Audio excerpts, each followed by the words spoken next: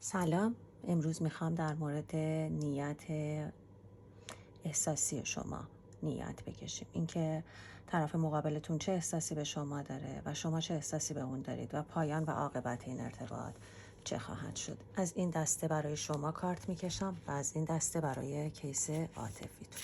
پس لطفا نیت بکنید انرژی هاتون رو به انرژی های کائنات و هستی وصل بکنید. خب میخوایم ببینیم که طرف مقابلتون چه احساسی رو به شما داره. مرد یا زن عاطفی که طرف مقابلتون هست چه چیزی رو نسبت به شما در حال تجربه کردن هست، چه احساسی داره و اصلا برنامهش برای این ارتباط چی هست.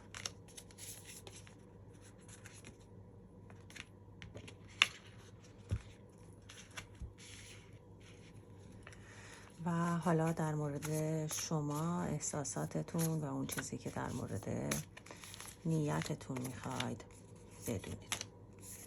خب اون چیزی که در واقع در مورد ارتباط شما و طرف مقابلتون داره نشون میده این هست که مرد عاطفیتون نسبت به ارتباطش با شما احساسش به شما مثبت، علاقه‌مند، دوست داشتن داره، ولی مقداری ناامیده، انگار خسته است از جنگیدن ها، از بحث ها، از تنش هایی که ممکنه مداوم در ارتباط با شما یا اصلا در مورد مسائل زندگیش داشته به شدت به هم ریخته و ناراحت باشه، ولی تصمیمی برای کات کردن و پوچ کردن ارتباط نداره، حتی اگر الان شما در کاتی و پوچی بوده باشید. برای اینکه اون چیزی که نشون میده احساس مرد طرف مقابلتونه، از شرایط محیطش به شدت خسته است، از موضوعاتی که داره تجربه میکنه به شدت خسته است. بنابراین دلش میخواد که یک آرامشی رو در ارتباط تجربه بکنه و شما رو داره نشون میده که خیلی احساس